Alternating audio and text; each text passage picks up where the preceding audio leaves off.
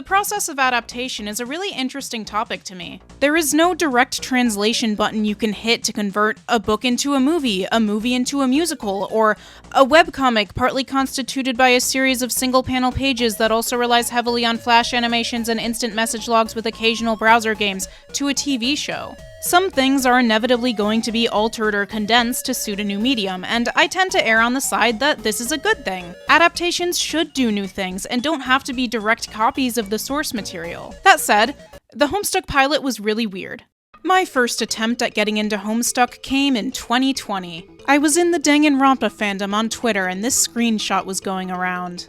I was intrigued by how Homestuck fans on Twitter at the time seemed to hate Homestuck just as much as Danganronpa fans on Twitter at the time hated Danganronpa, and on April 13th I was inspired to pick up the comic. I was about 10 pages in when I decided it was dumb and boring and I stopped. Fast forward 5 years later to the release of Deltarune Chapters 3 and 4, which contained numerous Homestuck references. For some reason, I am still on Twitter, and people are arguing about whether or not reading Homestuck is crucial to understanding Toby Fox's work.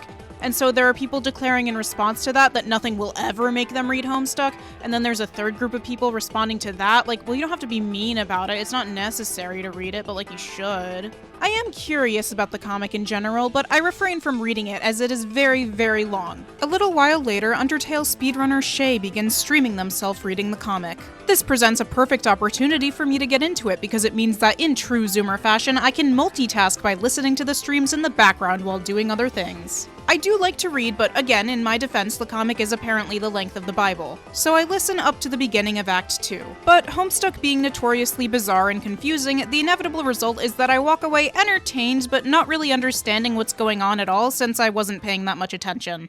What I'm getting at here is that when I first watched the Homestuck animated pilot, I was going in with a vague understanding of the gist of Act 1, but in many other ways I was kind of going in blind. I didn't really have an understanding of who these characters are or what makes Homestuck special to people. And the pilot was a strange experience, but it did make me intrigued enough to finally pick up the comic for myself and actually pay attention. I'm still only somewhere into Act 2, so I feel I still don't know a lot about Homestuck, but seeing as the show is supposed to be aimed at fans new and old, I want to share my impressions as a newbie and as someone who enjoys talking about adaptation. Just so we're all on the same page, what actually happens in the pilot compared to the comic? What is the plot, and how is it told? Because it seems like a lot of new viewers aren't sure what happened. In basic terms, Homestuck is about these internet friends playing a video game together, who accidentally destroy the world and have to recreate it, but the pilot didn't get that far. And the first 25 pages of the comic and much of Act 1 are dedicated to fucking around with the Sylladex, which is a game inventory system and a joke about data structures. Why does the world have game mechanics when they haven't started playing the actual game yet? The comic doesn't explain that either. Also worth noting that while early Homestuck did have some sort of planned out story, a lot of the characters' actions were directed by suggestions from the forum audience, meaning there was a lot of meandering around before the comic later abandoned suggestions. So Homestuck is told through a lot of narration, hence the narrator in the pilot, and the dialogue is conveyed through chat logs, which would be pretty boring to look at, so the pilot has them talk over flip phones instead. It also chooses to reveal all of John's friends' appearances immediately rather than waiting. Here's what goes down in the pilot. John's friend Dave calls him to ask if he got the beta of the game he's been awaiting the release of, Suburb. John wants to go check, but doesn't want to interact with his extremely loving and perfect father, so he sneaks down in a disguise and gets jump-scared by a clown present his dad got him. He chats with his other friends Rose and Jade, and finds out his dad does have the beta and goes to confront him. After triggering a smoke bomb, he sneaks away with the beta and starts to play the game with his friends. Cut to a hype reel for stuff that happens way later, the end. Laying it out like that, not that much plot is covered in the pilot. John wants beta, John doesn't want dad, John finds out dad has beta, John fights dad and gets beta. About half the runtime is just the kids chatting. So why then is it still so confusing? To its credit, the comic is weird and confusing too, the show is fighting an uphill battle. The pilot, in my opinion, correctly makes the decision to gloss over the Sylladex stuff as it's not really relevant, but it honestly could have benefited from excluding it entirely. As I said, and as I've seen more seasoned Homestuck fans say, the Sylladex has its charms, but it's ultimately a jokey piece of world building that detracts from your understanding. Having game mechanics exist in the real world before the characters actually start playing the game the story is about doesn't make a ton of sense. While it might have its place in the comic, which originally functioned as a sort of game where the forum audience dictated the characters' actions, it doesn't serve the show. More importantly, I think the pilot could have done a better job of establishing two things. First of all, what's the beta? New viewers aren't necessarily going to realize that this refers to the beta of a video game at first, and that's a key part of the premise. In the comic, there's narration for this, but the pilot could have just used some slightly more expository dialogue. The second thing that could have been established better is John's dad. The whole bit with him is that he's actually super loving and supportive, but John doesn't like or understand him. And I think this joke sort of lands in the pilot, but maybe not as well since you won't get it at first. In the comic, the narration tells us that John's avoiding him because his dad will monopolize hours of his time, but the reason just isn't explicitly stated in the pilot. I imagine new viewers are just left to assume dad is like an imposing figure, and then they see the "I'm so proud of you" note and they're like, oh, huh. And then the gift is a clown, which isn't gonna make sense to them either because the show doesn't really establish dad's thing for clowns. Again, some dialogue from John or his friends could have clarified this. Rose has a really good quip later in Act 1 where she's like, yeah, John, I ought to call CPS on your dad for all that cake and love he gives you, and I think that could have been used here. It's not that there aren't context clues in the pilot that can help you figure these things out, there's plenty, but when it's as fast-paced as it is and adapting a source material where bizarre things are constantly taken for granted as a part of the setting, it's hard for people to pick up on these things on their first watch. Speaking of the pacing, it's a pretty big critique people have of the pilot, and I won't say I disagree. At the same time, there are definitely things in the comic that would be acceptable and necessary to condense for a show, and I think a lot of people's confusion is owed to the pilot not making up for the lack of expository narration the comic has. It's not just that things happen too fast. I also think it's time I established something pretty important that is missing from a lot of discussion surrounding the pilot, and that's that it is not a first episode.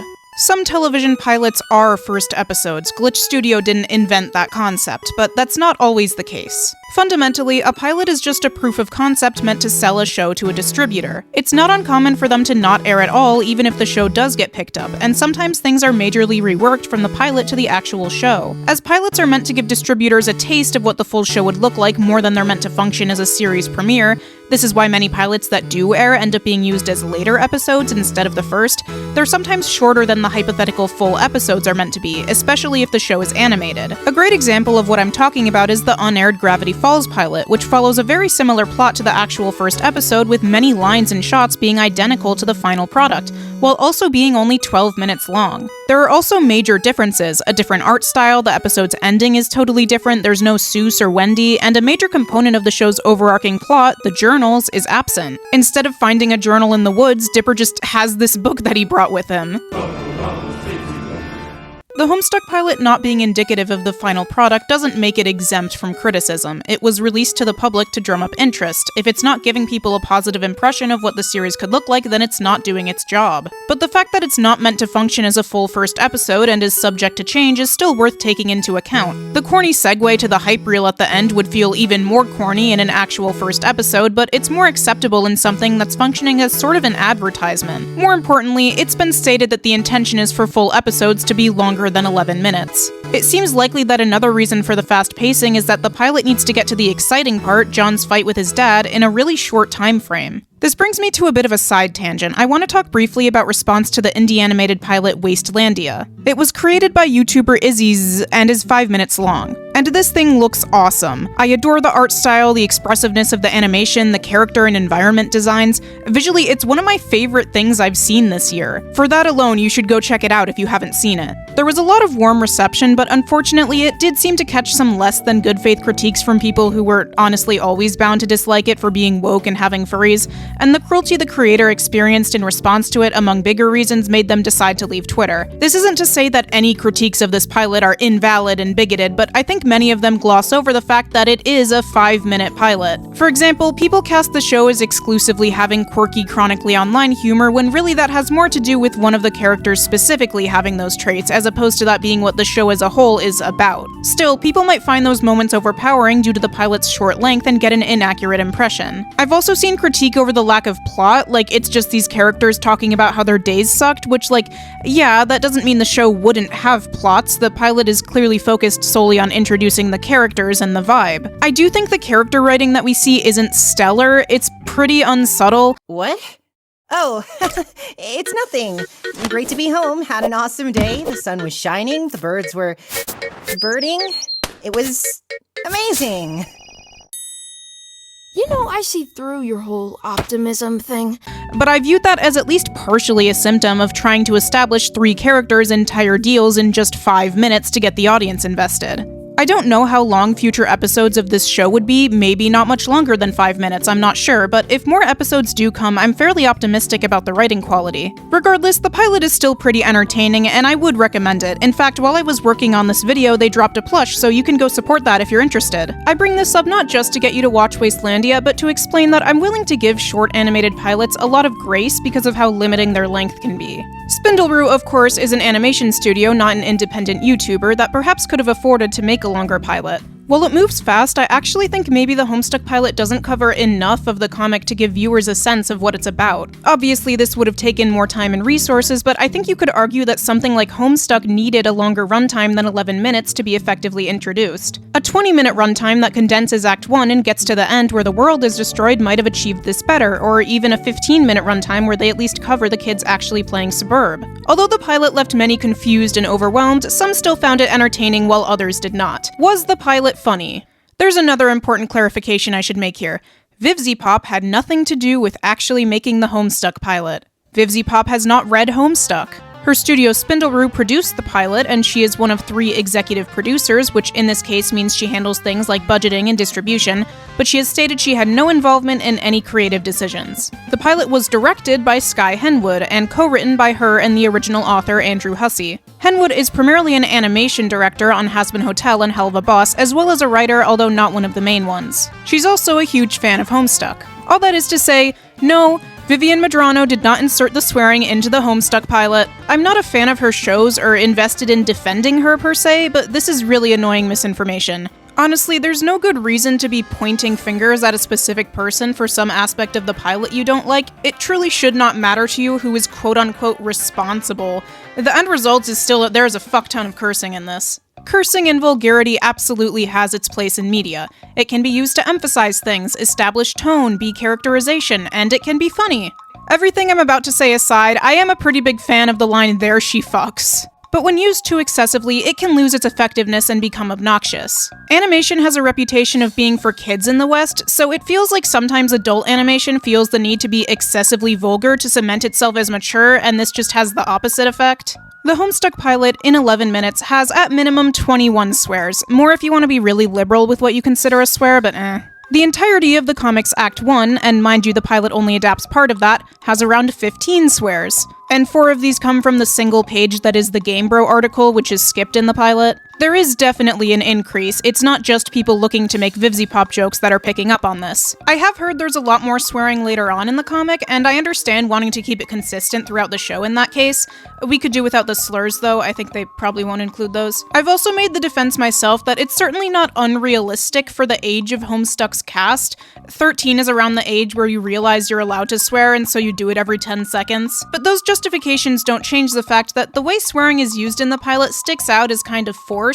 I don't really care about John saying, "holy shit," or that he'll shove his fingers up the mailbox's ass. There's definitely cursing here that does feel natural and even funny, but the way swearing is sometimes overemphasized by the voice actors. Another 1980s abomination for your dog shit collection? I fucking love hammers.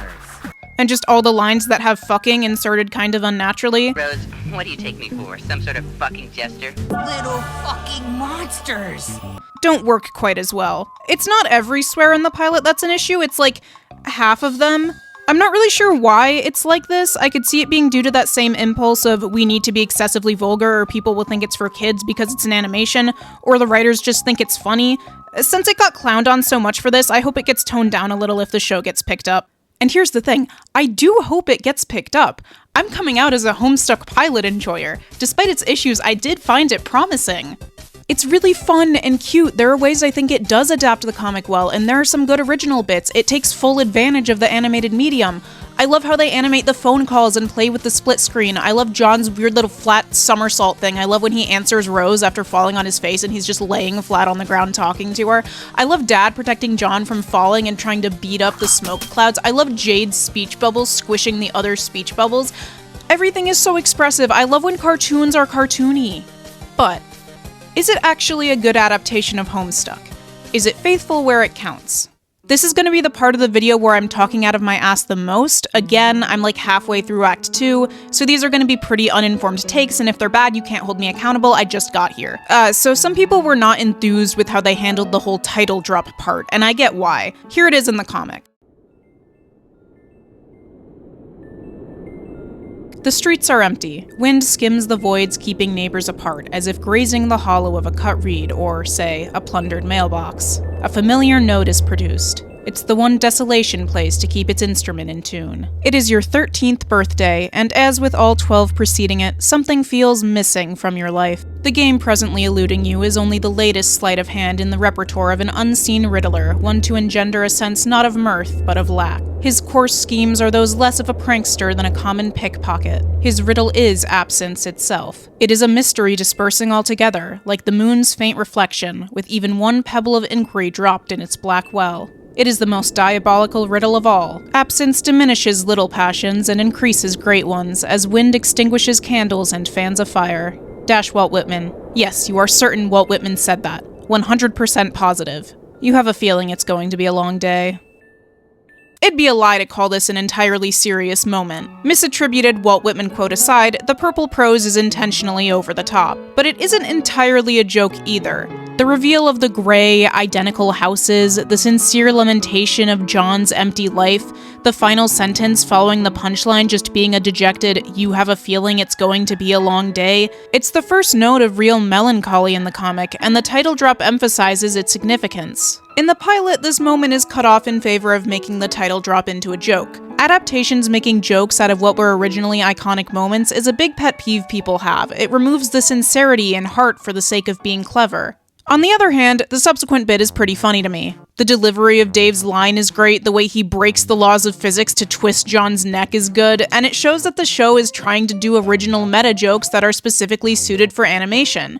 It's kind of my favorite part of the pilot, but I don't like what it sacrifices. I'd prefer to keep the title drop joke while still maintaining the monologue that accompanies it, or rather, the spirit of the monologue. Conceptually, I like what they do with the narrator in the pilot. The characters being able to hear him is another fun little meta joke, and it makes sense to not actually use him for real. I don't think a narrator would work in a Homestuck TV show, and actually having him read all that out without John cutting him off would be obnoxious in this medium. Rather, I think the scene could have been played more straight but kept silent, and then ended with Dave calling John and proceeding with the same joke. In execution, I don't like the narrator though, because I think a duller voice would have been funnier than the boisterous, showman-y one they go for, and it really weakens the comedy of the beginning of the pilot. Other original bits from the pilot include John saying he'll fist the mailbox, which feels in the spirit of Homestuck. He does contemplate shitting in it after all, although I agree that Comic Rose would have taken this in stride and been unsurprised. There's also Rose joking that John is into Dave.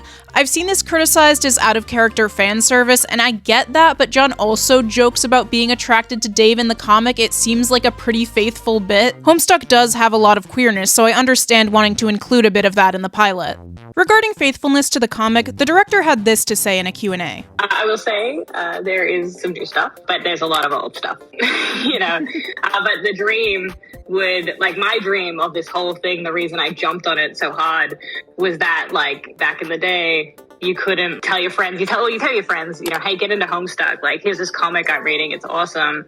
And then they look at the page count and, you know, they go, oh boy. But that's the whole point of this pilot, the whole dream of this pilot is to just make Homestuck more accessible for, like, you know, an audience. Like, I just want to translate it into cartoons so people can sit down and watch, like, you know, say we got 7 seasons, you know, they sit down and just, I'm going to watch season 1 of Homestuck today. Like, you know, because everyone says it's cool. So yeah, I want to stick to pretty close to the comic, you know. But like that being said, Hussey likes to add stuff and we want to make it good for both sides, so we're sticking as close as we can to the comic, but we are adding new scenes to, like, appease both.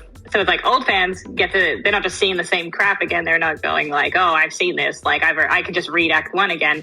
It's kind of like, hey, there's like a new thing, like I should watch it. See, John has like a little phone, but we tried to keep the phone period accurate as well. So that was added for Yeah, I know it was added for convenience for storytelling, but we're keeping it as close as we can to 2009. With the modern updates we needed to help with storytelling and, turn it into a cartoon. I don't want to take anything away from Homestuck fans. Like, there's so many iconic moments and, again, being a Homestuck fan myself, things that I did back in the day that I would never want to lose, So we're going to try our damn hardest to stick as close as we can. So, characterization. Rose and John are pretty good in my opinion. I saw a few complaints that John wasn't silly enough or complained too much, and I just don't really agree. He does complain a lot and insult Dave and Rose in the comic, and he is very silly in the pilot. The only thing I'll say is that some characterization is lost in the lack of emphasis on his shitty movies and the actors that he likes, but that's kind of inevitable due to, copyright forcing them to blur his movie posters and referential humor just not being very accessible. I'm sorry, I haven't seen Little Monsters, I don't get the joke. Now, Jade. Without directly spoiling anything, she's a character who has more going on than meets the eye at first. Her design is the last one to be revealed in the comic. So I also think calling Jade out of character or infantilized is jumping the gun a bit. She is a very bubbly person, and that doesn't mean she can't have depths. Those aspects of her character just don't come up very much in Act 1. In fact, she appears on all of 2 pages in Act 1, not a ton to work with. I understand the choice to have her be a chibi speech bubble can make her seem too cutesy compared to the other characters, but that's actually precisely because they can't show her physically for spoiler reasons. I don't think there's much to suggest the show wouldn't do Jade justice. This part... When you say it like that, Jade, it sounds like you know the future. Is really, really unsubtle and stupid, though. Any other way of phrasing this would have been better. Have John question why Jade knows what suburb is when she was clueless about it before, just not this. When you say it like that, Jade, shut up.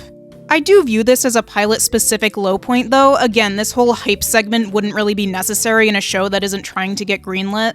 What I won't deny is that there's some issues with Dave. Here's the thing about Pilot Dave. I think he is entertaining. He has the silhouette of Dave's character, this cringy fake IDJ effort putting on a facade of irony. I don't think anything he does is out of character, including the new bit where he badgers John about the title drop. In the comic, when John says he almost got blown up, Dave's response is to rap about it. He is in fact that annoying. The spirit of Dave is there, but he's off. In the conversion to cartoon, he's become too high energy and expressive when his comic self rarely smiles. Some people think his voice should be deeper as per the common fan interpretation. I think the voice itself is good, but the acting is too emotive because his face is too emotive. This portrayal of Dave is cool, but he's not chill. From the perspective of someone who's never read the comic, it doesn't hurt the quality of the pilot. There's nothing wrong with this version of Dave except that he just doesn't feel quite like Dave from a comic reader's perspective. I don't think the issue is a fundamental misreading of the core of his character. The issue is that his vibes are majorly off. I think his body language is good. He's still a cartoon character. It's not bad for him to move around, but giving him more stoic expressions and less energetic voice acting would go a long way. This is definitely one of the less defensible things about the pilot. There's not much I can say here, except that I hope they keep fan feedback in mind. Ultimately, is the Homestuck animated pilot good? Well, I guess... no, it's kind of mid. I mean, the fact that I just spent twice its runtime on its defense ironically implies that it's not that great. People had a lot to complain about, and not all of their complaints were unfair. But there's a lot I like here, and a lot I see potential in. I do think this could be a good show, and I'm not the only person who thinks that. The reception certainly wasn't all negative. 69% of my audience who watched it said they liked it when forced to pick between yes or no. That's a majority. I took a sample of the 100 most recent comments left on the pilot as of writing this and categorized them and found that 53% of all comments praised the pilot, 65% if you filter out the miscellaneous ones. Those are not ideal numbers, it's obviously controversial, but to say nobody liked it is an incorrect generalization. There's clearly a lot of love from the people behind it as well, and I don't know, I should have put the bit where I gush about all the stuff I like at the end or something, but I'm writing these final paragraphs after making a lot of the video. Pro tip, don't do that. I thought it was cool, all things considered. I'm gonna go read the rest of Homestuck now that I have time. Don't spoil it for me or other people in the comments. Thanks for watching, I hope you liked the video, goodbye.